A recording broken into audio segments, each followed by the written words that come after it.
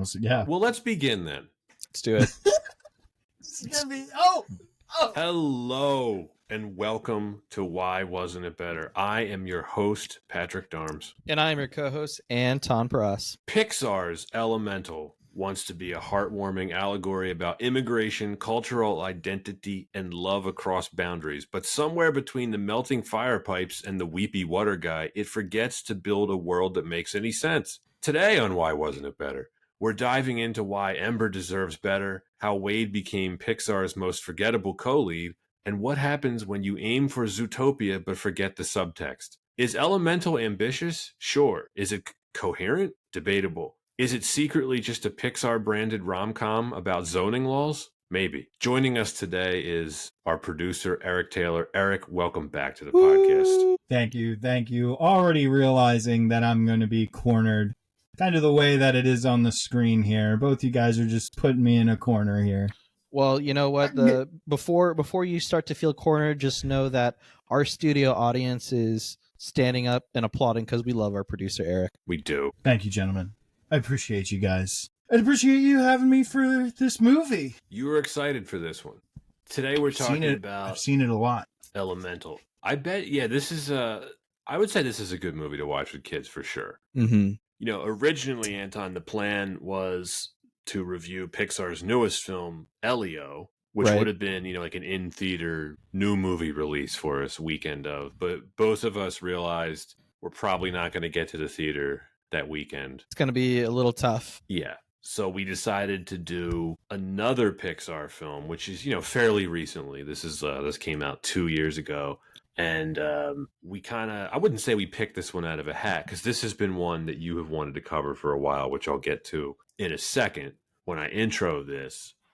Elemental takes place in a city where fire, water, land, and air residents live together, and a fiery young woman and a go-with-the-flow guy discover something elemental, how much they actually have in common. I wrote down, everything changed when the Fire Nation attacked. Very appropriate. Very, very appropriate. Which doesn't actually happen in this film, but I was kind of hoping it did. Which would be kind of sick if that's how they closed it. Right. Well, in the flashback where you see Ember's father fleeing not China or not Korea, whatever country they're purporting this not to be, Fireland, I was hoping there'd be some kind of a war flashback, but to make it more refugee-esque. Because I'll just say it now, everybody else there seemed good when they were leaving. Her parents seemed good. Everyone else seemed good. They all seemed mad that they were leaving, which confused me. That's the thing, Pat. It's it's not just the physical hurdles people got to face. Rent is expensive in Fireland. Apparently.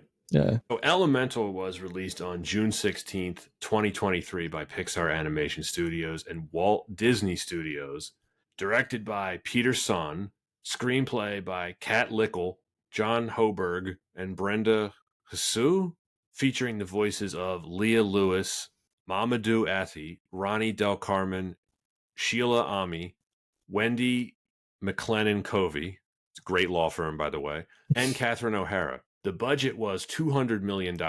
I decided to do the inflation adjustment because it's 2 years old. That's $210 million in 2025 money. And the box office was $496 million.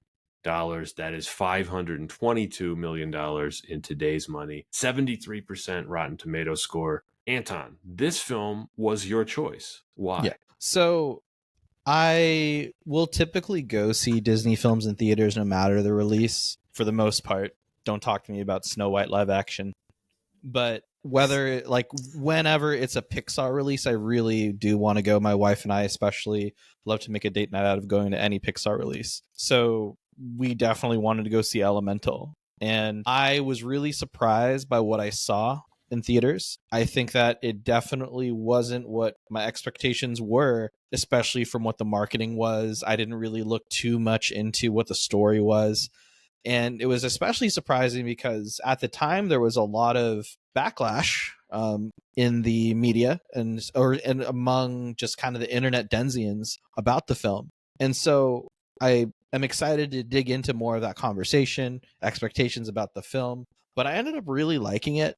And I'm really excited to dissect it, because I'll acknowledge it now. It's not a perfect film, but there are some cool elements to it. It's okay. That's an appropriate pun. That's excellent.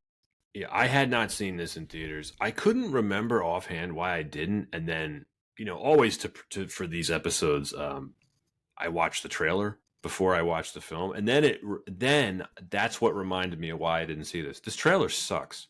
Yep. And it got me thinking. I don't think Pixar is very good at trailers in general. Generic, and Yeah. I don't know how much of it is Pixar's to blame, or like who takes on if I had to guess, I think Disney takes on the promotional heavy load of doing any promo and marketing. In which case, yeah. Oh no, you're absolutely right. They distribute the film. Yeah. In which case, like, probably Disney looks at a film like this and just is like, all right, I guess we gotta make a trailer. You have no idea what the movie's about. It didn't look like something that would appeal to me. Not, it didn't look like something that would be my cup of tea. Their trailers weren't always like this, because if you go all the way back to The Incredibles, that's like an all-time great movie trailer. But then, of course, that was before Disney purchased Pixar. So I think that might have something to do with it, maybe. Yeah, I think it's especially when you play the game of what is this movie about when you see the trailer. I honestly thought it was going to be like a romantic comedy type film. Well, you weren't wrong. Which is like, I think that's one side to like the multi-dimensional, like, I guess, fragment of this film, because it has a lot of different sides, rom-com being one of them. Eric, as the guest, you were very excited when I mentioned that we were covering this. Why? I've just seen it so many times. I've seen it backwards and forwards. It was one of my daughter's favorite movies. And we'll probably come back to it. She usually cycles through some stuff. She calls it Wade and Ember.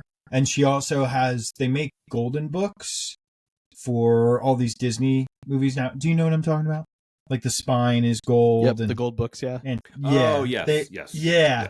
Yes. So they have that for so for bedtime, we'll read a bunch of those. And they have one for Elemental. So, I'm very familiar with it. It's not like I'm passionate about the film in any way. Certainly not like I was with like Annihilation. But, it's, and of course, people who have kids know I've probably seen it 100 times, and that is a conservative estimate, because like there are days where my daughter wanted to watch it like twice in a day. That happens. So yeah, just excited to talk about a movie that I've seen a whole bunch of times, because usually when you call me on, unless it's something I've specifically asked for, it's sometimes I'm watching it for the first time ever and coming on the podcast. You know what I mean? Well, I won't waste any time. I'll get right to my most important question for you. Do you think this would have been better with a Bryan Adams soundtrack? No. Okay. Moving on to the production history. The concept of this film was developed by the writer-director Peter Sohn, who had been working for Pixar for years at that point. He had previously directed The Good Dinosaur. That's one of the Pixar films I haven't seen. I'm never going to see it. I hear it's sad. We're going to cover it, Anton, because I think it's universally considered like the worst Pixar film. It's still the only Pixar film I've never seen. That says a lot. Yeah. I missed it in theaters, and by the time I'd missed it, the train had already driven way too far of how bad the film was. So I just haven't given it a chance. It can't be that bad, right? Like, I'm looking forward to seeing it, actually, just because of its reputation. So for this film, he pitched the idea of whether fire and water could ever connect or not. Well, I can tell you it can't, and I'm not a scientist, but his idea was inspired by his experiences as the son of immigrants in New York City in the 1970s. He stated, quote, "I am quite emotional about getting the characters and the story out for sure," end quote. He also stated, quote, "This movie is about thanking your parents and understanding their sacrifices. My parents both passed away during the making of this thing, and so this is hugely emotional, and I'm still processing a lot of it," end quote. I'm going to let you finish the production history, Anton, as I need to intervene with my cat who is destroying something in one of the closets. All right. I will continue. Thank you. Producer Denise Ream went on to describe the story as one, quote, about anyone who's ever made a sacrifice or taken a risk, set in the hustle and bustle of the city, but with a twist, end quote. Turning Red creative consultant Brenda Uswe was hired to write the screenplay. John Hoberg and Kat Leike received additional credits for their contributions. Sun cited romantic films like Guess Who's Coming to Dinner, Moonstruck, You've Got Mail, Amelie, My Big Fat Greek Wedding, and The Big Sick as particular influences when he enjoyed leaning into the rom-com as a storytelling genre. The film was announced in May 2022. Element City was modeled after New York City as a series of immigrant neighborhoods composed of organic materials that would complement each element. An example would be Firetown, which was constructed with ceramic, metal, and brick. The set designers at the studio looked to cities like Venice and Amsterdam for inspiration. Over 151,000 cores were used for Elemental in 3 large rooms on the Pixar campus, making it a massive amount of computing power compared to the previous Pixar feature films, due to Pixar having to upgrade and buy more computers for this film. For example, Toy Story had 294 cores, Monsters, Inc. had 672 cores, and Finding Nemo had 923 cores. So, quite a big jump. Grifting? Did they need that many? Can we just also just imagine how big of a room that is for all those cores? I'm thinking it's like Pentagon level stuff, right? Like, that's an expensive power bill. Well, it's probably explains why this movie cost $200 million. Production was completed in March 2023. The film had been in development for 7 years at that point, and the film's release was rather unusual for Pixar. It got off to a slow start at the box office, grossing less than $30 million on its opening weekend, before picking up steam in August, eventually nearing the $500 million mark. According to a September 2024 report from IGN, the film needed to have grossed $600 million worldwide to be considered profitable for Pixar due to the profit-sharing model at Disney Pixar. And that is our production history for Elemental. So with that, we'll go ahead and jump into our reasons for why it wasn't better, or why wasn't it better. So with that, Pat, what is our first reason? Storytelling, world building. And Eric, I just want you to know, I don't dislike this film. I do not. Yeah, funny way of showing it. I think it left a lot on the table, though. I talked about the trailer. I'm still not entirely sure what this film is about, having seen it like twice now. I don't understand how. I know, I think what it was trying to do, but I'll get to that in a second. It's a very interesting premise. The setting of a gigantic city in which 4 elements have to live side by side. You mean Zootopia? Yeah, it did remind me of Zootopia. A lot of folks on the internets have pointed that out as well. One of my pet peeves is crappy world building in a film, and I didn't think this had the usual Pixar world building that I have come to expect. I'm thinking about stuff like Monsters, Inc., which had a very similar, like, large city setting where there's lots of different individuals living together, and you got to see a lot more of that world. I'm thinking about something like Finding Nemo, The Incredibles, where this concept of fire, water, earth, and air, the Captain Planet people coexisting. I just wanted to know more about it, and I wish I had gotten to see more of it. Like, is it just a city? Are there suburbs? Is there wilderness? Is there a car, Princess Diana, who crashed herself, Anton? That's for sure in the Cars universe. Right. Do you see where I'm going with this? Yeah, I see where you're coming from in terms of the world building aspect. I think this is a really good example of a film that had a very, very lofty ambitions from the director. It's so interesting, especially when we look at that production history of, hey, I love rom-coms, but also I want to tell a really nuanced, deep film about the immigrant story. Like, those are 2 very different sides of the ballpark. And then trying to also build a world around it that's a difficult task. And especially when you have all of the elemental breakdown of the society, having to world build around that while continuing to tell the story, it's not a necessarily easy task. I think they did a lot to try to build it out, but I think they sacrificed a bit of that world building just to move the story along. So I'm going to push back on what you said about the confluence of an immigration story and a romance story.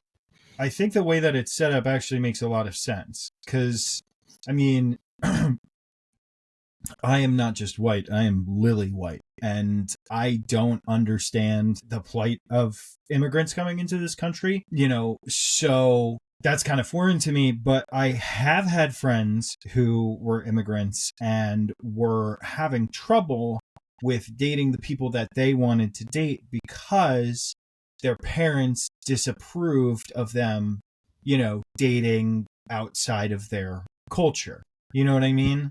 So, again, I'm not knowledgeable, and I will say that. But for me, as like an outsider looking in, and for somebody who's known people who have trouble with that freedom and cultures that are like family first, family over everything, even if it ruins your entire life, and you don't get to date who you want or anything like that. Like, I don't know. I felt that was reasonably done. And, I'm sure there's some great romantic comedy where a similar thing has happened. And I don't think you should be trying to, and I don't usually say this, but like, I don't think the world building is important in this film. I don't think it was supposed to be this deeper thing. It was just, it was a story for kids, and to allow them to, I guess, explore differences with other people without it immediately coming to race. Like, it does, but it doesn't. I don't know. I feel like even with how you've presented kind of, for example, relationships with like interracial relationships for like immigrants, that's a really loaded topic. Putting it in any film, that's going to have a lot of scrutinization no matter how it's displayed. I don't think that I don't think that there's going to be any film that will do it and everyone will say, yes, that's exactly how to tell the story. And I think that's just honestly the case here, in that being an immigrant myself, watching the film, my interpretation was, hey, I really love this aspect. Certain parts that I felt were just like kind of retreaded water were a lot of the more cliche elements about that. I mean, like, kind of in today's society, I feel like we've had already so many conversations around interracial marriages or dating, or like how to respond, like how to respond and respect, previous generations and culture. Heck, the whole thing with her and her dad is the same thing that happened with Mulan in the film Mulan. So I think that with that, overall, it's just a lot of baggage to unpack. It's a very big conversation for a film, and it requires a lot of nuance. And I think that the way it was presented here was I'm going to say it was in elements. It wasn't fully fleshed out. It was just in parts. Because very quickly, for example, you have the opening of the film that kind of goes through the different cultures between two people, but then it starts to shift into a slightly romantic film, but then it's about fighting systemic racism, or is it about fighting bureaucracy, or is it people get along in the society because they root for the same, what is it, cloud basketball team? Quidditch. Toot toot! The windbreakers. So do you see my point? Like, there's just so many different stories that are trying to be told here, and like, you're never going to tell each one right. And it's like, it's just such a lofty ambition. I agree with you, Anton. Like, what was it trying to focus on? I don't think it does a great job of focusing on any of them. And, Eric, to your point about the immigration thing, I can't identify with it, but my wife is an immigrant, so I have had firsthand experience of the immigration process, right? And the experience of, marrying into a family of immigrants. Not that has anything to do with this film, but I did at least see that part of it. I think it speaks to the film's visual ambition, and the reason why I'm harping so much on the world building is they introduce an incredibly rich looking environment that I found far more interesting than the characters and their story and what was going on. I wanted to see so much more of the city and how does the city work? How do these elements physically interact on a day-to-day life? I felt like they were only scratching the surface of it. And I wanted to see so much more, especially with the world building that they were hinting at. Like, we know that there's tension between, it seems like just the fire people and the rest of them, right? The rest of them seem to get along okay from what we can tell. The fire people are like the problem here, or at least that's how the film is presenting it, right? When Ember's parents first move, they are discriminated against. No one will rent to them. But how much did that change over time? I just wanted to see more of that. I don't know how the rules of the city, work, the internal rules. And I wish they had gone more into that, because I found that part of it really interesting. Yeah, there was no lion mayor that tried to build a bridge between the predators and the yeah. I like how you guys keep bringing up Zootopia, and Zootopia makes no fucking sense either. I think it made more sense than this. I think Zootopia was definitely told at least I think it presented a really nuanced way to talk about race to kids in a more effective way than this film. So then what do the predators eat? Well, if it followed anime rules, they eat a protein that's not animal based. That's not in the movie though. So for all what do they eat, dude? Do they just wait for the that are prey animals to die of natural causes, and then they eggs that are unfertilized and tofu? Again, anime rules. I just think you guys are hating on this film just a little bit too hard. And the reason that they don't like the fire people is because the fire people are the newest. I was going to say, I thought it was because the fire people are perceived as dangerous. Like they will literally catch things on fire. Because when they walk in, when Bernie and Cinder show up, they're one of the first few fire people to come into the city, because you can see in the mausoleum, when they first walk in, it shows the arrival of the elements, and it shows, I don't know which one's first, but it's like each element greets the next one. Water was first. Right. So then you have these elements that have figured out how to work together, same as like we talk about, everybody used to hate Irish people. Even earlier than that, they didn't like Italians. You know what I mean? Like in America, immigrants. And, I guess that the stereotype moves to whoever is the newest group of immigrants coming in. And I think that was kind of what they were trying to say. But if you don't see that thing up at the top, you just think, oh, the city's always been here this way. Like, realistically, fire isn't dangerous to water. And the water people were the first people there. They pose very little threat to water. It's actually the opposite. But that's kind of the point I'm making, is like, do fire people like get killed by the water train all the time? Because it seems to be quite dangerous for them. It was like little stuff like that. I'm like, how did this evolve over time when her family first arrived? Yeah, okay, I love the visual gags in this film, whether it's like what happens when too much water gets onto like an earth guy, or how do the cloud people like kind of get through situations. I think like that all is really cool. It's just, you could really see where all of the care and attention went to the special effects and the animation for that.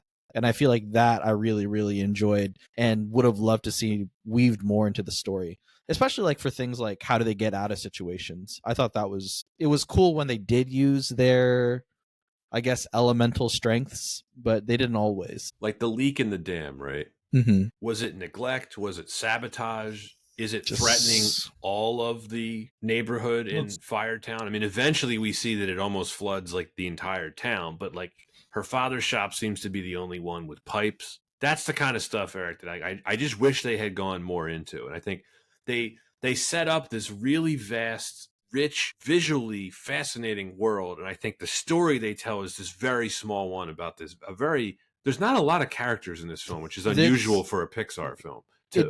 I actually really like where you're going with this, Pat. The film doesn't really talk about the fire community as a whole. It really just kind of focuses on the family and how much they're really being affected by bureaucracy or by by the city. Or any perceived injustices. We don't really get a ton of perspective on what is the shared experience of the fire community. This would be a far more interesting story. I would rather see this movie if it were done by a different studio and if it was rated PG-13, because the topics that they are trying to cover are, I think, much more interesting when you do stuff with it that's a little bit more mature. Yeah. There's a film that really came to mind. It was one of Ang Lee's films from the 90s. It was about a Chinese immigrant who's gay and had to trick his parents into thinking that he was straight when they came to the US for his wedding. And one of the big things was like at the time, it was kind of the first time you get like an immigrant perspective on kind of a modern day or kind of a modern subject that was like kind of a hot topic in the 90s. And I got like when I looked at this film, I kind of thought about how, wow, like I really love the aspect around the story of Ember and just living in the city, trying to, trying to balance between two cultures, but at the same time, like also have her adventures in this element city. And I feel like that can definitely be explored more so in, like you said, like a PG-13 film, because at the same time, I also really love that they even approached that kind of subject matter in a Pixar film, because even though it is like very nuanced, can be a very loaded topic, it's not one that's often visited, even especially kind of with the lens of like an Asian immigrant story, which is why like I was also really excited. I'm like, hey, we don't have very many Asian Pixar films, so I'll take it. There's nothing in here that I disliked. I came away from this thinking like, man, I wish they had just done more with this story. There's a lot more I wanted to see. Like when we get to the character, I mean, I could just say it now. Like Eric, the guess who's coming to dinner scene where Ember goes to dinner at Wade's family's house. It's kind of the Pixar problem, right? Where like visually awesome, there's some good humor in that scene, but to the PG-13 thing, it's like I just wish they had gone far. Like that's the type of scene where you can take that a lot farther, and Pixar isn't the studio to do it. They were just never going to do that for me. So it's part of this is just my own bias and like what I wanted from this kind of story. So I think, we're talking about all these bigger conversations. And I'm not usually the person to pull this card. I typically pull the opposite. But its target audience is not men in their mid 30s. You know what I mean? It's kids. Right. So I think it's really important that, especially somebody like my daughter, who, our family is not, I mean, they were a long time ago, but like we are not an immigrant family, and I don't know, and I'm not aware of those struggles. And certainly in the 90s when I grew up, there was a lot less conversation about it. Or it was, that was the era of like Spike TV, right? So, it was a different time, and I really want my daughter to be thinking about this stuff, early, and understanding that, like, just because people are different doesn't mean they can't get along, and just because you feel like your family wants you to do a particular thing, you are your own person, and you can do the things that you want to do. I mean, I hope that I would never put my daughter in that situation, but she loves Ember, and as much as I understand what both of you are saying, and I agree to a certain extent, again, I don't have the same lived experiences as you two. So that's why. Maybe I don't, have the same perspectives as you. But for me, I think it's important that we find multiple ways, not just Zootopia, multiple ways to have these conversations and multiple ways to present this stuff to kids and have it in a digestible fashion so that they can grow up with it, understanding it, or, being more accepting without even thinking about it. Oh, really? I'm not articulating it correctly. I don't know if you guys are. Eric, it's really well said. And I just want to say, I agree with you wholeheartedly. And like, I want to kind of go back to like Pat's original point. I really like this film, and I still really like this film because of those exact reasons that you said, because there aren't as many films that do try to delve into this. But I have to acknowledge, like, it's not perfect in any sense. Oh, no. And I feel like that's why we have to kind of dissect it a bit, because there's so many good elements about this film. but there's just not enough chemistry. I'm enjoying them, Anton. Thank I don't you. know if Thank you. Patrick is. I I am on board. But Oh, I mean, man. like, look, like even just kind of going back to all of this conversation that we've had about the immigrant story and relationships and choosing to be our own individual despite like what our cultural expectations are. How do you market that to kids in the summer with a June release? Or like how, or think about every single think about every single element that we talked about. How are they going to put that into a trailer? Like, how are they going to put that in a trailer that's going to be, again, palatable for kids? And by the way, that was a monster June to go up against a lot of big films. So I've literally only seen it on streaming, and I don't know when it came out. Like I said, I don't really. So those factors might not necessarily compute to me because I didn't know that this had come out until after my daughter was born or started, watching Pixar movies. What year did this actually come out? 2 years I don't ago. know. 2 years ago. And I'm just going to list off a few films that this movie went up against in theaters. It went up against live action Little Mermaid. So that's already like a very big Disney film that they're putting way more of their budgeting for marketing into. Which didn't work.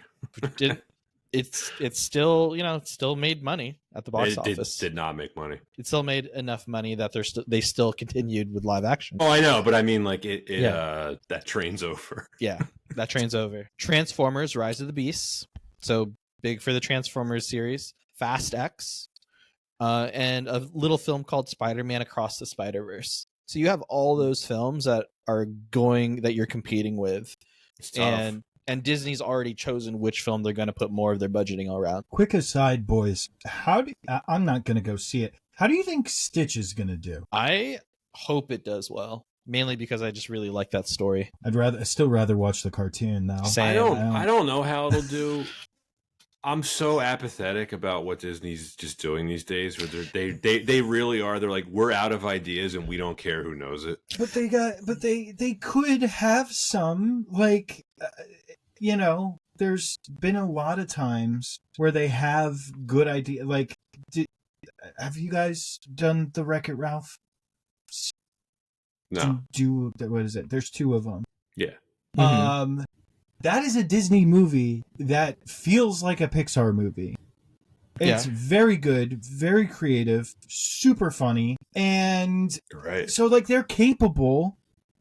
They just don't want to. It's That's an older movie at this point, though. True. No, I'm just saying, like, it's disappointing that they're just doing remakes when they have the funds to do something more creative. But it seems like they're just getting all the creative stuff and funneling it over to Pixar. Yeah. Well, that brings up a question that I want to ask later.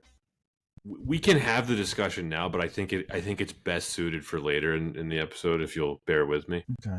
I don't know how I was going to segue into something else there. I'll give you another world building example of stuff I wanted to see more of, Eric, or like what the point I'm trying to make. So what is the reason that the dam didn't get fixed? Because it's in a poorer community, and they don't care. So, is like, that there's the a actual crack reason, in the dam. or is it because Wade gets into a dispute with some construction workers? I think you're both right, Well, honestly. But that's Like, do just you my- see my point, Anton? Like, that's part of the problem. Like, I think the film was really trying to imply, well, that's Firetown. The Water Society doesn't care about them and discriminates them. But it's a Pixar movie, so they can't really go there and outright say that. Like, the cloud lady that like runs that whole department. Mm-hmm. I think another polish of the script, maybe, or maybe like if they had been willing to get a little bit edgier with it, she would have made some comment about like, well, that's Firetown. I don't care about those people,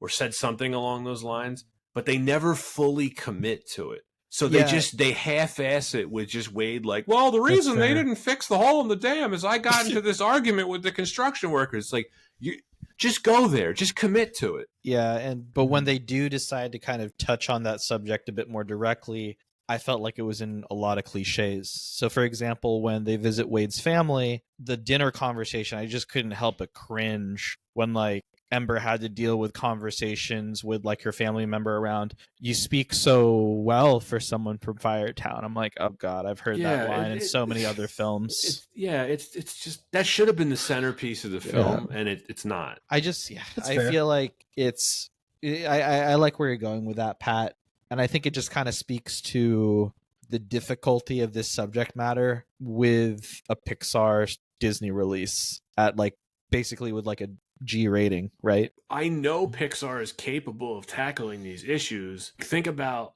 Bug's Life.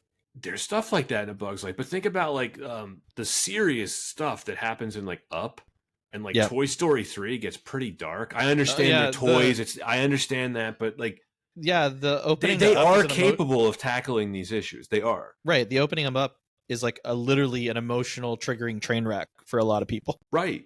Even The Incredibles, like the first one had some pretty, like there's some serious family stuff. You see a husband and wife arguing in front of their kids, which is not something you would normally expect to see in a Disney Pixar movie. Mr. Incredible, dude. The first Luigi. Quidditch basketball. Let's talk about the characters. So okay. Is there a LeBron in this society? Can I just... Right? Just hold on. Like, let me just say this. Because I'm not usually like this, Pat.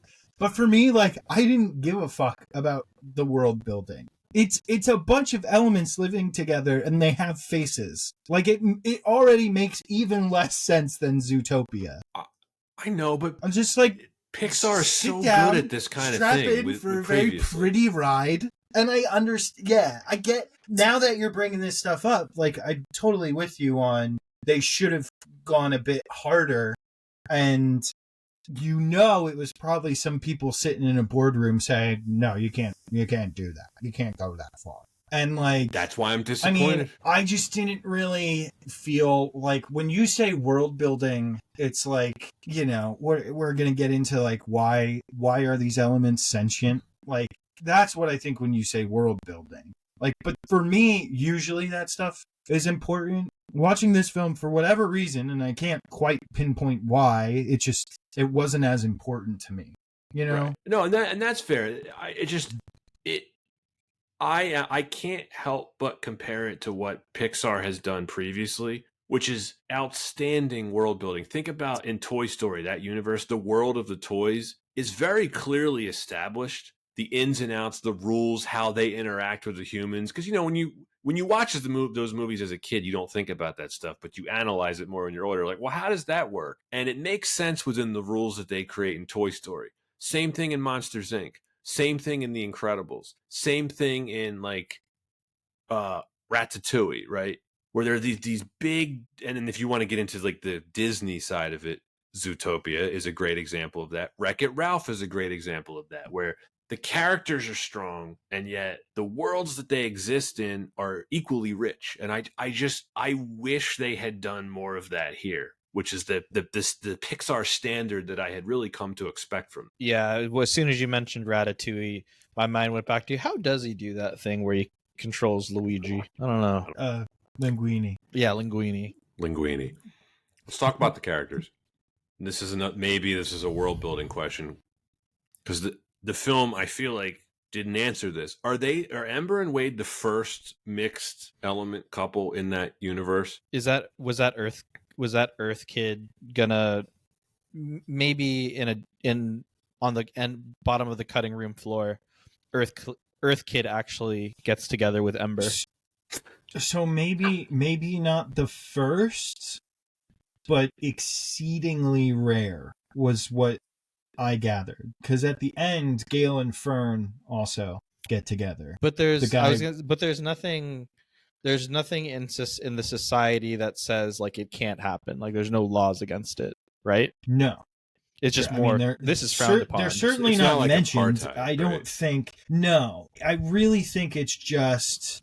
How old would you say Ember is in terms of years if she were human? Like 17, 18. Yeah, 17, 18. College age is what I thought, maybe. Like freshman year of college. So think about, like, they were among the first fire people. So it hasn't even been 2 decades since the fire people have been there.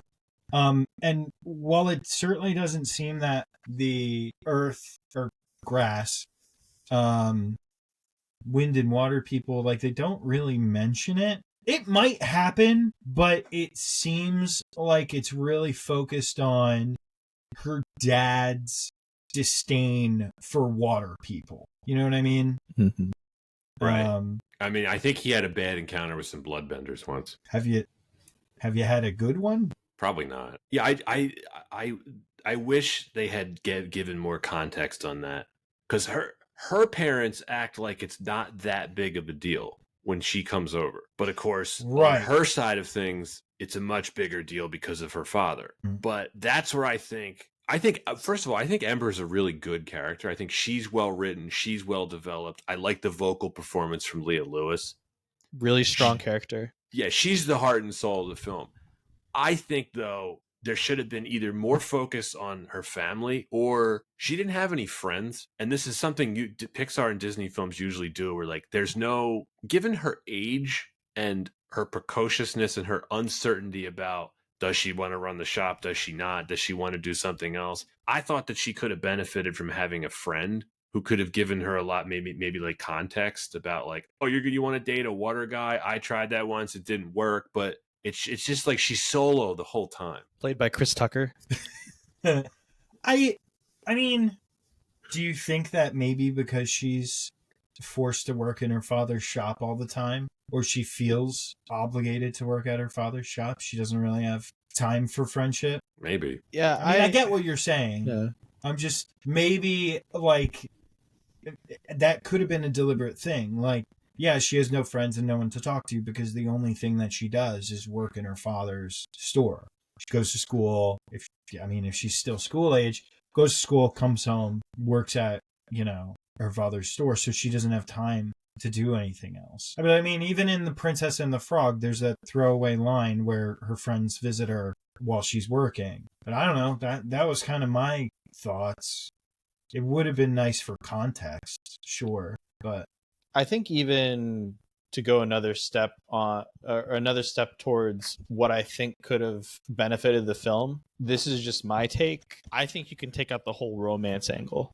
I didn't really feel a very strong connection to the Wade character as like a strong love interest. I get it, like that's how you want to market it, like can fire and water mix, but I don't think it necessarily has to be a romantic angle. I think by doing that, it takes away from what I think could have been a really interesting dive into Ember really leaning into her culture, the culture that of Element City, and also navigating those aspects. But with this added element of romance, it's also kind of a bit murkier story to explore. And I think that with her character development, at the end of the day, the win was being able to work with Wade to find a way to like save her father's shop. And I think that you didn't necessarily need romance to push that through, or for them to kind of both find that self-realization. I think of Mulan as a really good example of that. She didn't need a romantic love interest to be fulfilled and to develop as a character. And actually, honestly, the same thing for Zootopia, which again, like I can't help but mention it just because of so many parallels. There's maybe like the slightest hint of romance in Zootopia for Officer Hops and what is it? Nick? Yeah, Nick, yeah, or Nick. What's his name?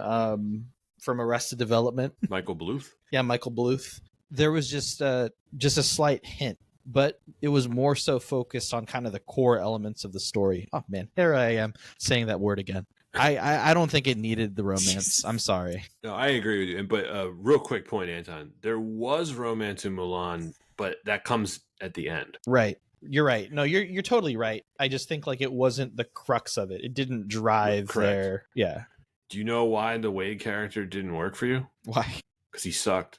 Well, wouldn't he be the one to be sucked or absorbed? Yes. He is a horrible character. He's my least favorite thing about this film. He's one of the least interesting Pixar characters I could think of. No real development from him, just a plot device to push her story forward. His main character traits that are developed are just awareness, right? Because like he basically is the same character at the end. He just knows more about fire culture. He learns to like spicy food. Okay, yeah. Serious arc. Yeah. Yeah, and like stuff that they have him doing, like at the Quidditch basketball game where he hypes up the crowd because like people like him, or it's A little corny. yeah, A lot corny. yeah, it's Force, maybe? I don't know. I would have loved to see that universe's version of the LA Lakers. Were they kind of like the Lakers? I don't know. Maybe. Who would know? I didn't see LeBron James. I don't think they did a very good job of introducing him. Like the first thing you get is the crying from him, which I found to just be insufferable. I the first time I watched this, like I considered shutting the film off when he started crying. I was like, they're really what's going on? He's upset. He doesn't want to shut down her building. Well, he doesn't care at first. No, he cares. That comes later. He just has to. I mean, well, and that's when he eventually cares. It's kind of lame. It's I see where you're coming from, Pat. It didn't bother me as much. I think like the writing element is Wade is a vulnerable character. He's not afraid to be vulnerable. And like that is the culture and kind of upbringing that he's had. And so that's how his character is presented. And that's fine. Like that's fine if that's how you want to kind of put him up against, Ember as a character and however she deals with kind of like any internal struggle. I just think I totally agree with you. It's all the other stuff that made him very unappealing. Yeah, like he ignores her pleas to write her the tickets, right? Mm-hmm. And then she chases and sort of assaults him on the way to like City Hall or whatever. And then when he what does she say to him? Like, if this is like all like my family has or whatever, please don't shut down our shop. And then he does like a 180 and he's like, oh, I'm sorry. I would have never done that if I had known. It was a very annoying moment in the film. I just thought Ember deserved better than him. He's just a wet pool noodle. But he's also going with her to like provide her support. He doesn't, have a job out there at the end. No, He's it's very nice of him to help her with her.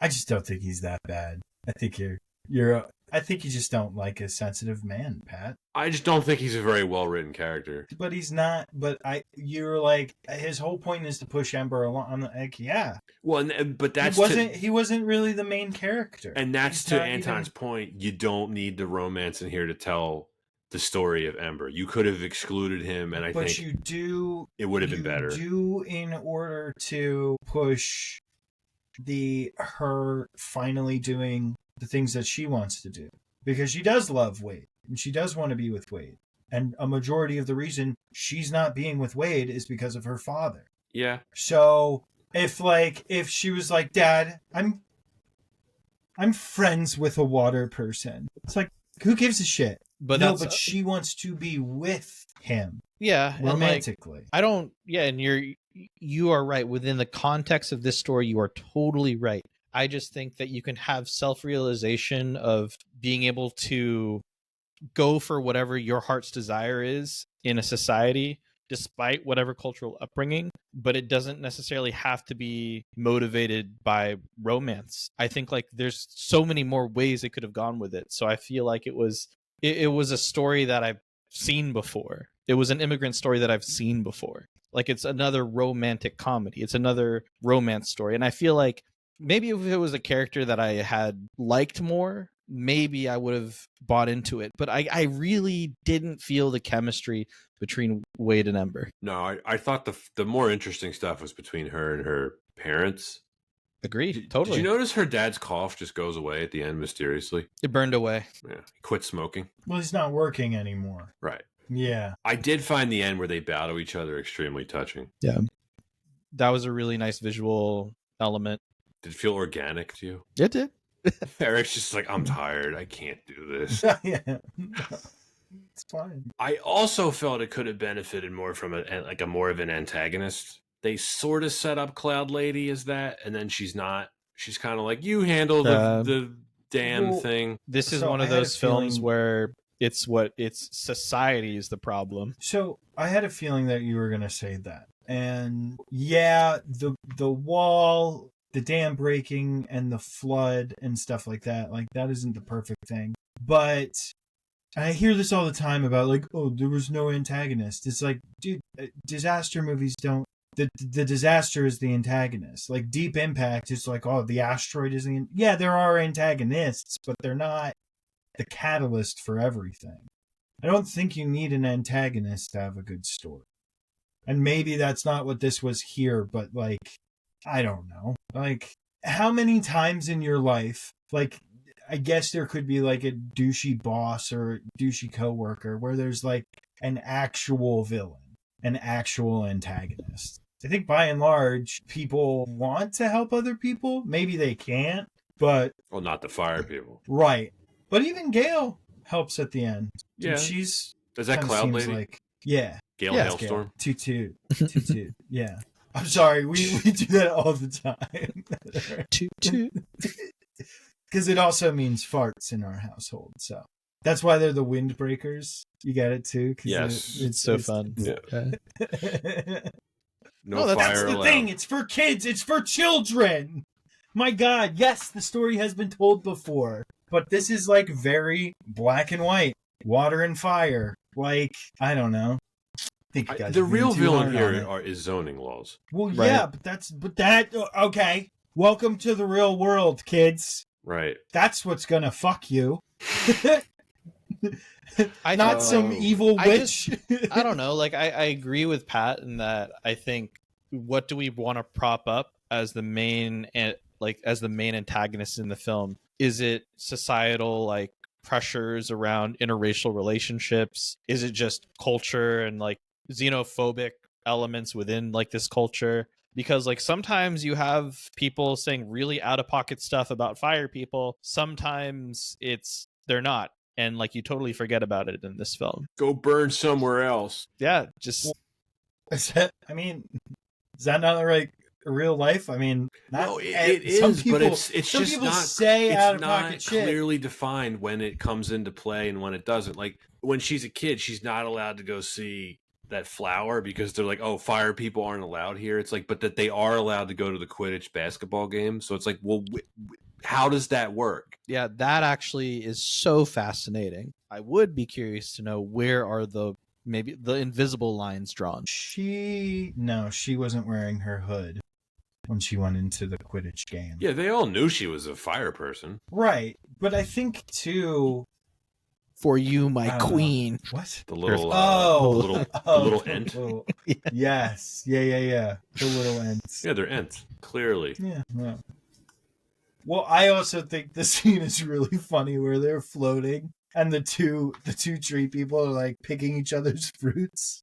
They, like That was look funny. like they've been caught Yeah. in some terrible act. Yeah, like that's like those are the visual gags where you're like you can't really get that in a different setting. I think that's so Right. funny. Yeah, I'm there's like, definitely I don't know, man. the Pixar stuff that you want. There is some of it here, like that. That's a great example of. But I don't know. I mean, So yeah. how do I Wade and agree, Ember they sh- procreate? So They don't approach that. They're not going to approach it. They thought about fan it. theories. Yeah, fan theories are that they create steam babies. So it's like they look like clouds, but they're steam. That was Which the is what would concept happen. that they wrote into the original script. You're right, but they didn't. Put it in Oh, the I didn't film. know about the Oh original yeah, script. they put that in the script. Caitlin's just found the fan art. All Again, of the, dude, like trees don't walk around. Water doesn't make itself into a person. I know. Fire that. doesn't, like do you? I You're know, but treating like this if like it's every other movie, and like I don't know, it's a silly concept to convey a bigger message. Whether it does that effectively or not, I don't know. But I'm usually not the kind of person that says this, but like I legitimately just don't think about it when I watch this film. I don't. I think can't it's help that it, Eric. kind I of host film. a movie podcast. I do this with every film, and it's a curse sometimes. Well, that's fine, and I usually do it with movies and stuff. But like, I don't know, and maybe it's because I've seen it so many times. Maybe it's like maybe it's like been Stockholm brainwashed? syndrome. Yeah, I've been held hostage to the movie for so long. I don't know. I resonate with Wade in a lot of ways. Like when I was younger, everybody thought I was annoying. Probably still do. Like, No. and I was the kind of person that was always a cry at everything. And, unless, I guess, because you're right, you were at my wedding, and I didn't cry at my wedding, but I think I was just so, it was a long, you've both been married. It's a long day, you know? So It's a blink of an eye, I'll tell you that. I also learned that if you jam your tongue on the roof of your mouth, it'll stop you crying. You'll still tear up, but you'll like stop. So that was also a technique that I used. But, you know, I think it's nice to see a character like that who can be a blubbering, emotional guy who gets, you know, teary-eyed at the thought of a butterfly being cut in half by a windshield wiper. So We can talk about the good things now, Eric. The production is I don't our know. last reason. The animation's spectacular. Yeah, it's beautiful. It's so cool. I would love to see a concept art book of this because Pixar usually does them. There's a making of thing on Disney Plus, right? Yeah, I didn't watch it. Or maybe but it's I just an should. interview with the. I want to check that out. I think that it's interesting to see the cost of the film, and we've speculated about it a bit, Pat. Like, how do you get that price point, right? I gotta think it's like just because of all of the animation technologies and then the amount of animators tied to the production timeline. It must have been because, yeah, we were talking about this earlier today offline. It's like there's no big names in the voice cast. It's like this has the budget of, you know, a Pixar film that usually has more famous voice actors in it. You know, there's some recognizable names in here, but like I didn't know who the two leads were. You know what I mean? Like I'd never heard of them. Mm-hmm. I think it's possible to because we've talked about this before, but like a movie like Godzilla -1 that was completely made in a fraction of this budget. I think a lot of it goes to the fact that it's just like a lot of making movies now, I would call this a recent movie, is just inefficient. You know, you have to do something, give it to somebody to bring it to the director to approve it, who gives it to somebody else who sends it back to the animation department. Whereas the director typically, and I don't know enough about how this movie was made to really, you know, guess on it. But I think when I look at what people say about Godzilla -1 was that like the director was sitting in there with all the animators. So if something was going on that was VFX related, he was right there. Because you talk about the technology, but just remember, wasn't the Oscar winner for Best Animated Feature Made in Freeware, that Flow movie? Oh, wasn't that? Yeah, the new one. And that's yeah. Look at something like Unreal Engine 5 or Blender. You know what I mean? You can get some pretty great stuff, great looking stuff for not that much money. I don't know if it's the technology. I was gonna say, like, I think that you make some really good points around, like, yes, like you can definitely make good quality with like a minimal budget. I just think that it does require pioneering of technology to get to that point. And I feel like Pixar is always pioneering technology, no matter what they're working on. They did it with Toy Story. They did it with Elemental. So it doesn't shock me that they're trying to use over 100,000 computer cores to work on this film. So right. They're trying to always be on the cutting edge, which I think also can hinder them at times. Because I think, Pat, you were telling me they always seem to try to outdo themselves. And then it's like, because my wife and I were talking about this movie and they were like, what if feelings had feelings? And then what if fire and water had feelings? Like Pixar has always gone off that, or not always, but it seems like they have this baseline of a story that they want to tell. And then they just alter what the vessel is. Does that make sense? Can I say it? Yeah, it does. I mean, them certainly pushing the envelope here, I guess cost-wise, paid off. Because, I mean, it really is a great-looking film.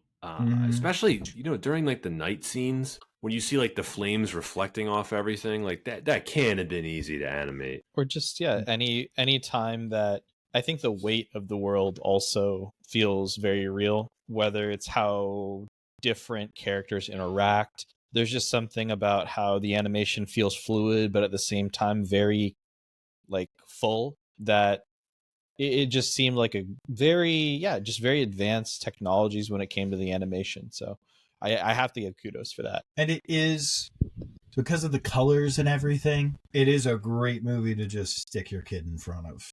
because they will Yeah. watch it.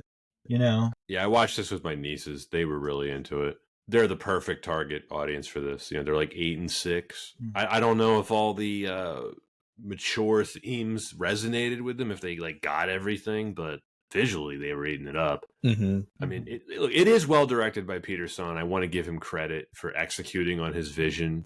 You know, this is a very 'Cause I personal would- story to him. I would also wager that, like, he probably planned to do the things that you wanted him to do, but he was probably constrained by Disney Pixar. I mean, He doesn't strike me as a man who would pull punches, especially if he's willing to do this very honest story that kind of parallels his own life. yeah, I agree. I think that he is a bit more of a visionary. He's been with the studio for a long time. He did direct The Good Dinosaur, which didn't do well. We already just kind of touched on that, how it's one of the lowest rated Pixar films. But I don't necessarily equate that with failure. I kind of equate it more with dude's not afraid to tell the story that he wants to tell. And like we saw that with Elemental. He really pushed the story that he wants to put through. I just thought I just really wanted to mention this. The dude has been working in animation for a long time, went to Cal Arts, which is of course is like basically a farm for Disney animation, but he also worked on a few of my favorite animated films of all time. Dude worked on The Iron Giant, which is really cool. Also worked on Osmosis Jones, not one of my favorites, but pretty cool. Weird parallels from Osmosis Jones to this movie, especially with like the water people. Yeah, he Think does about how kind of they look move. like Wade Yeah. a little bit. Chris Tucker, was that it? Chris Rock. Okay, yeah, that was it. Why am I keep thinking of Chris Tucker? And Niles from Frasier. Yeah. David Hyde Pierce. Also has voice acted in Pixar. Yes, he has. A Bug's Life. But yeah, no, I really do think that I still think he's a really great director, especially for what I've seen with Elemental. It's very different from what I would typically expect from most Disney films, especially coming out in 2023. I think jury's out on him. I don't know. I haven't seen The Good Dinosaur. It's interesting to review this 2 years after its release because we don't know what the legacy of this film's going to be. Is it going to be a very fondly remembered Pixar film, or is it going to be kind of what it is now, which seems the reception on this is mixed? I agree.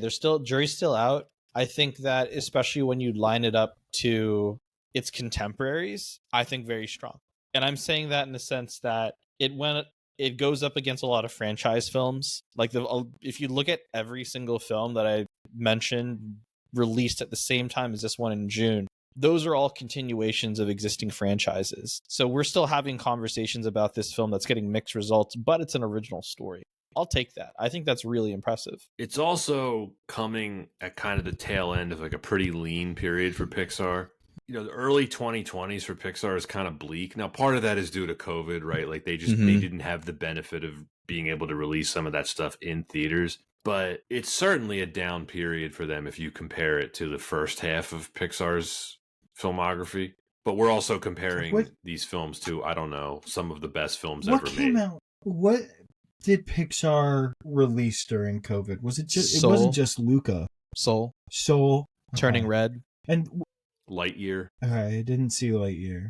I've seen Turning Red. I've only seen Soul a couple times, but Luca was a big one, and I'm pretty sure that was released right to Disney Plus. I think due to so. COVID. Yeah. So like 2022, right? I think 2022 is a particularly interesting year because that was the year I had my daughter, and it was still like the echoes of COVID, right? When I had my daughter in January of 2022, like we couldn't have any visitors. Mm-hmm. We like couldn't leave. I couldn't leave and come back. Like once I was in there, I was in there. So I'm wondering if, and then for us too, because we were in with our kid, as she was growing, like we were very on Disney Plus. I'm curious to see if this film might be fondly remembered by the people who were using Disney Plus a lot, either during COVID or, after COVID. Yeah, that's like that good call. that is a really defining moment of this generation. You know what I mean? It's this generation of kids who is going to be consuming these movies in a real way. It's not like, I'm not turning this on my own, right? So I'm curious to see if maybe it will be remembered fondly because it was is a Pixar movie coming out. And it's still comforting in this time where, like, I was still unsure in public if I should shake people's hands. You know what I mean? Like, we were still coming off of that. And I think the rose-colored glasses become even redder when you find that bit of comfort in something that's so jarring and weird, like that whole situation was, especially as a kid. Yeah, time will tell. One thing I wanted to add about the production, I did like the score from Thomas Newman. He's a Pixar veteran, very, very famous film composer. Good work here. We always joke about it because we have the subtitles on. It says New Age music. It's like always a different kind of like funny. New Age something or other. Yeah, he always does good work with Pixar. Going all the way back to like Finding Nemo. I mean, he's been working with the studio for a long, long time. The whole Newman clan has Randy Newman. Fits the film. Paul Newman really, really well. Paul Newman, not related. No, aren't they triplets? I mean, that's their thing. I had a bad joke that I could say about this film. Okay. Because of the race relation stuff in this film, I think it would have been great if you had Randy Newman singing a version of Ebony and Ivory. Ebony and Ivory. Dude, and I told you, I think because my daughter started watching Toy Story. Luckily, she likes Toy Story 2 more because Randy Newman sucks in that. Like, the only good song in Toy Story is You've Got a Friend in Me. When he's doing his goofy little singing voice, like, and narrate, how I hate music that narrates literally what's going on. I hate it even more when it's Randy Newman. I hate it a lot when it's Bryan Adams, but like my disdain increases exponentially when it's Randy Newman. Do you like him as a songwriter? Because he also did the scores for those films, which I think are really good. Oh, no, like, I love his score. I hate his voice and his lyrics. How could you hate Short People? I'm sorry. I'm sorry, what? Short People. Well, I mean, they have no reason to live, but... Okay, you're referencing something, and I don't know what it is. Pat knows, right? I don't think I do. Oh, this... One of, like, Randy Newman's, like, biggest hits ever was a song called Short People, where he basically sang a whole song about how short people should die because they're useless to society. Oh. It got so much backlash because people couldn't understand it was just all, like, a joke. Oh, I didn't know that. I'm not a big Randy Newman expert. No. When placed against the GOAT, Michael Giacchino, that man just writes hits, dude. I fucking love Michael Giacchino's The work. Incredibles is one of my all-time favorite movie scores. The Incredibles. Ratatouille. He's been in Ratatouille. Yeah. He's been in so much shit, dude, that like you just... Inside Out. I didn't know. Inside Out. I didn't know, and these aren't great movies, and it is basically a big derivative work, but like he wrote for all the new Jurassic Worlds. Did you know that? I didn't know he was the composer for those. No. Doesn't shock me though. Yeah, he's just everywhere. And I think, and like we talk about, everybody has their misses. Every single composer has stuff that's not good. I know we have our misses, get it? The wives. We do. We don't have to talk about the Newmans anymore. Dude becomes a dad, and he's just coming out. Coming in hot. I think we can start to wrap this up, but the question that I wanted to ask both of you earlier, because this is something I think a lot of people have wondered. What's the difference between Disney and Pixar at this point? Pixar's better. Branding. But they're the same company. It's branding, and it's... The name Pixar will always be synonymous with its prestige years. Whether or not they're still the prestige, like I don't think so. I think that they're still always kind of striving to meet that same level of quality. but Disney's also, the wall is kind of torn down in terms of any knowledge sharing between the two, like animation groups. So a lot of films that are coming from like just a Disney animation studio can feel a lot like Pixar. And I feel like it's because there's suddenly a lot of shared just a lot of shared knowledge. I don't think that's a bad thing either, by the way. Oh no, I don't think it's a bad thing either. But you agree with the line is seriously blurred at this point. Yeah, and if there's not a distinct style either. Like there's, one could argue maybe kinda like that's like what a Pixar person looks like, but even especially this film like breaks that mold. So they really bailed Disney out in the 2000s. Anton, I forgot, like Disney Animation was putting out some crap in the 2000s. They were not like, it was, what is it, a case of the lost era. A lot of films that just like people didn't give the light of day. Now that what the post Renaissance, I guess you'd call it. Like some of the stuff we've covered is pretty good, but like, you know, like, stuff like Home on the Range, Meet the Robinsons, Bolt, it's like nobody's remembering them fondly. But it's funny because it's like, I think I told you, like, if you watch Meet the Robinsons, you'll probably like it a lot more than you would have expected. But it does not meet the same quality and level of the Renaissance before it. At this point, I think Disney is, if we were to think about it in music terms, if we were to think about it as like a label or a conglomerate of labels, right?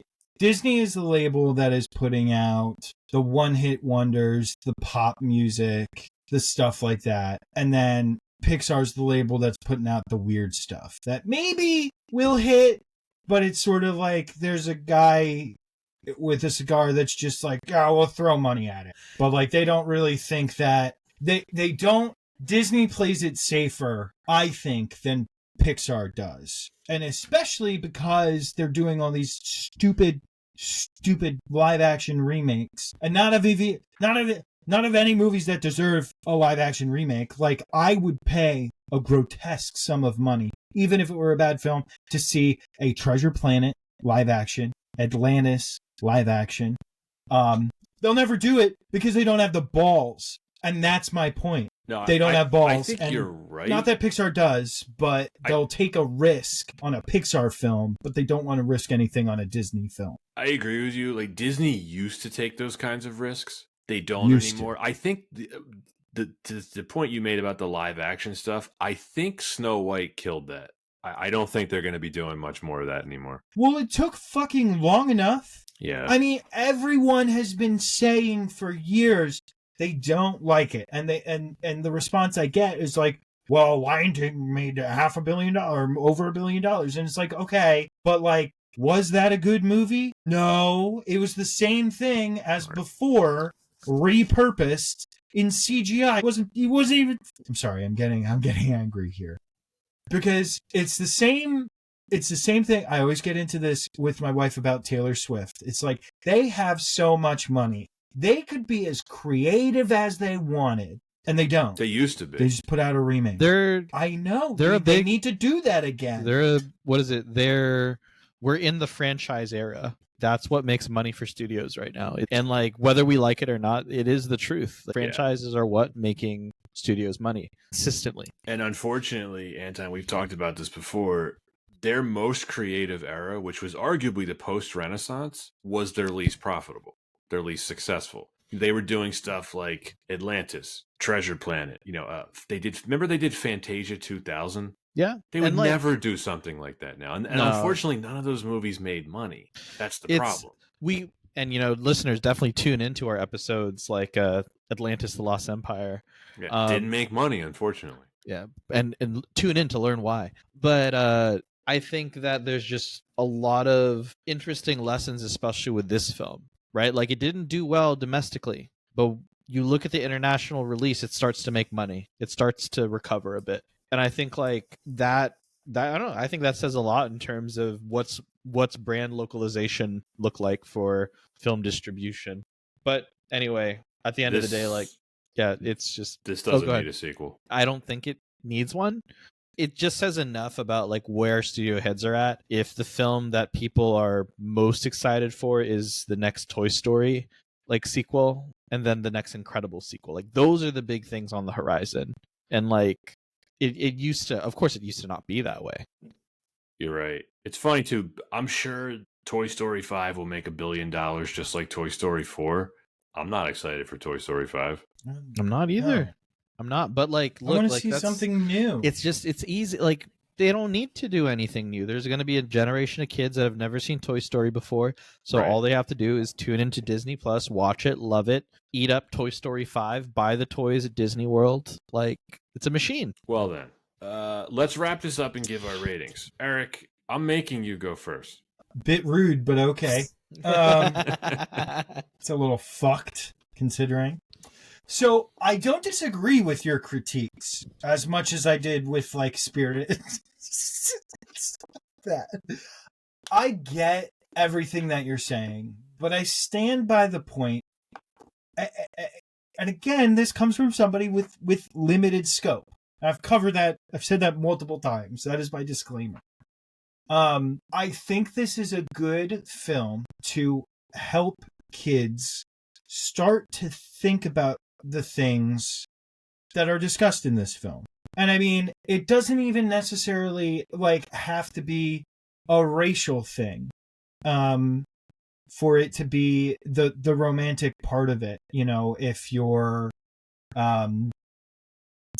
you know, and this is covered a bit more in other films, maybe Disney, but like if you're gay and your parents are against that, like you should be with who you love regardless of who it is. That's a good message. Understanding that people are different and that's okay, and that we should embrace each other's differences, you know, and do our best to understand each other.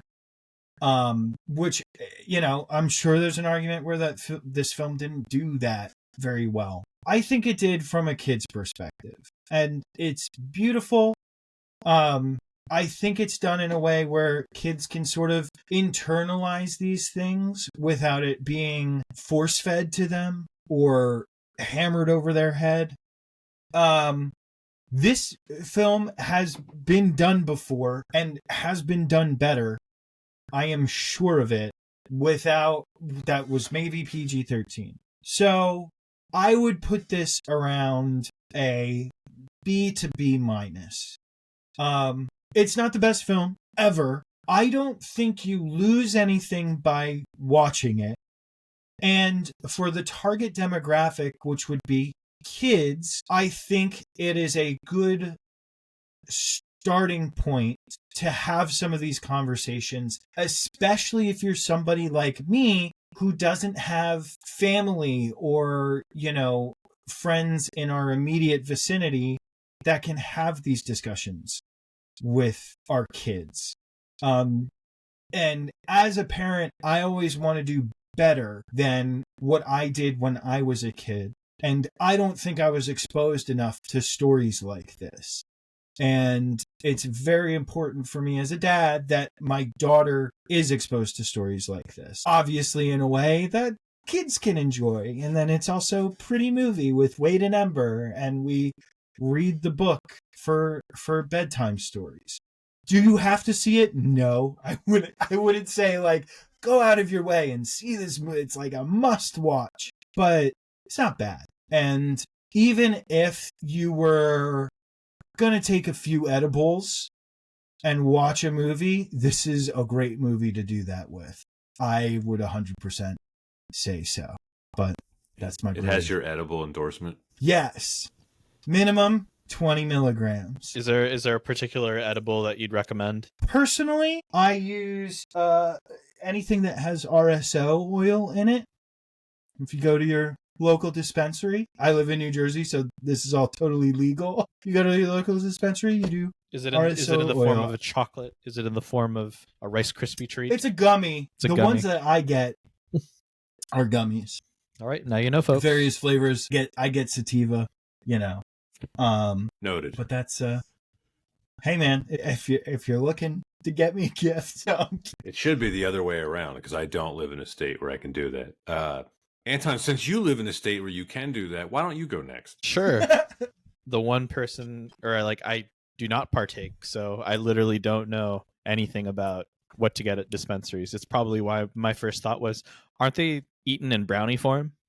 Which definitely not the case anymore. I think they can be. I mean, They can be, but it's not like the most effective way right now, right? You can make weed butter and cook steaks with it. You can get that's $1 million idea. I don't know why. And I've always said I was like, somebody needs to do a cannabis infused restaurant that is a steakhouse and call it The Stakes Are Higher. Let's call it Weed Angus. I'm still going with the stakes are high, or something like that. Love it. Okay.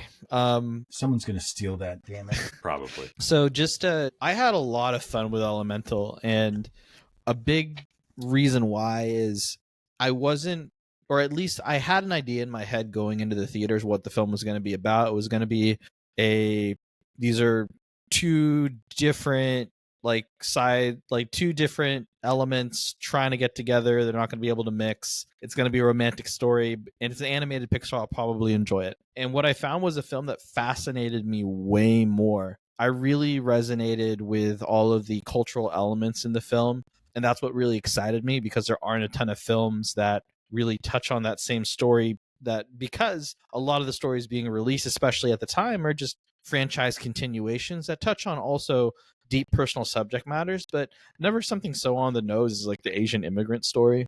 So I thought that was really cool. I think that a lot of the visual gags as well as the comedy in the film really landed well for me, despite a lot of the cliches around kind of the nuance or lack of nuance conversation or scenes in the film from like my perspective. I think that balanced together with just like these parts of the film that I really enjoyed, which was, very stunning visually. There were a lot of very feel good moments. I think that there were some character interactions, whether it was Ember and her dad, nothing with Wade, that I really just enjoyed personally, that really added a lot to the film and made it a breath of fresh air as a new novel story, compared to, again, I don't necessarily, I'm not really excited if there's another Fast and Furious film coming out, unless you're telling me it's the last one in the series, in which case buckle up. But for Elemental, I just think that there's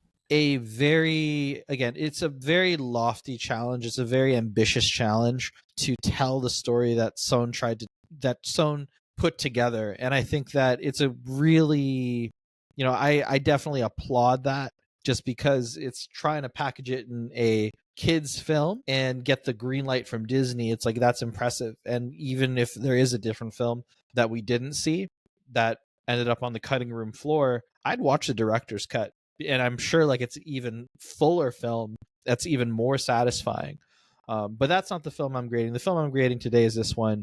I give Elemental a B-, a solid B- on the scale, and I would definitely watch it again. I think in some ways Pixar is their own worst enemy because of the high bar that they set for themselves. Just because I really do think they've made some of the greatest films ever. And it may not be completely fair, but whenever I watch a Pixar film, I am holding it to that standard. So I think for me, it was impossible to watch this and not compare it to some of their previous work. I think this is a fine movie. It's well told in parts. The animation really is stellar. It's a lot of fun to watch with kids. And Eric, you made a really excellent point about the story that you want to expose your kids to. And when my daughter is old enough to appreciate this movie, I look forward to showing it to her, for sure.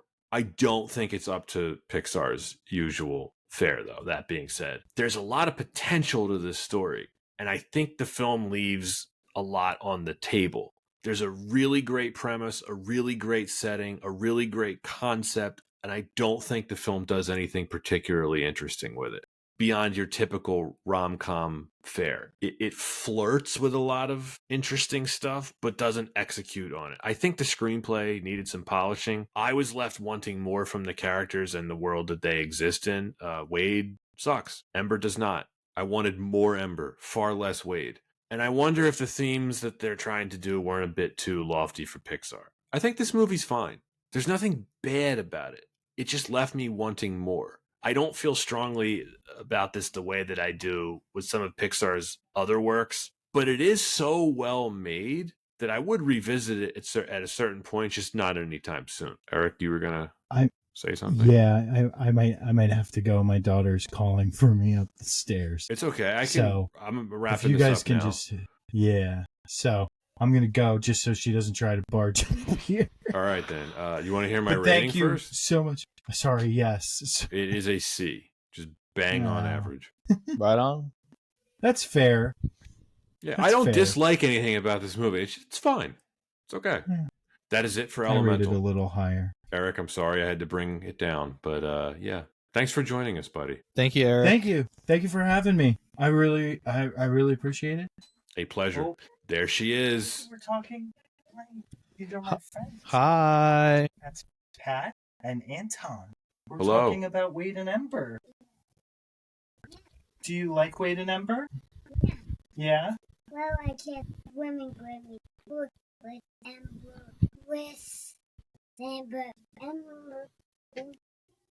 I have to go too because I just got another. Sorry, guys. So no, it's No, all you're right. good, you're good. That's it for this week's edition of Why Wasn't It Better? Thanks for listening and see you next time.